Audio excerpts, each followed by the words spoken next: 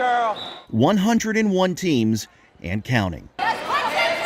Girls high school wrestling surpasses 100 schools, which means it can be a sanctioned sport by the PIAA. I see how well it's growing and how many more girls are getting more involved and actually wanting to try it, because that was something I was kind of worried about. It's like, well, girls don't really want to do it, but it's definitely spiking. As each school announced its intentions, Pennsylvania Girls Wrestling sent out the mat signal on social media. I think it can rival the guys. I really believe in my heart of hearts. Like, I was part of a local club here, Langston Alliance Wrestling. 6 seasons ago we started it, and after the first year, I remember talking to our director, because I was helping coach. I told Will, I was like, if this thing's ready to blow up, I think it's going to be huge. But to get to 100, it all starts with one.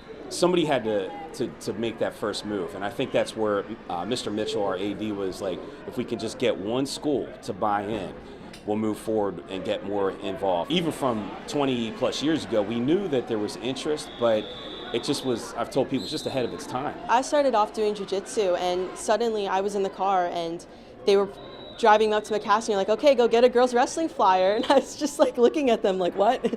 And then, I got thrown onto the mats my first day. It was horrible. I could not walk the next day. From then on, I just started falling in love with the sport. The sport isn't walking now. It's in a full-on sprint, as seen by the attendance at Sunday's Penn Manor round-robin tournament. These 4 mothers of Pennsylvania girls wrestling are glad that future classes won't have to go through some of the same growing pains that they did. They're really relieved because they got away with not having to wrestle any boys this year.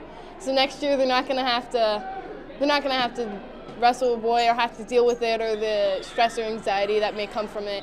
As a girl on the junior high guys team, I would have to wrestle off with some of the guys, which meant that I would always lose and I would never get to wrestle.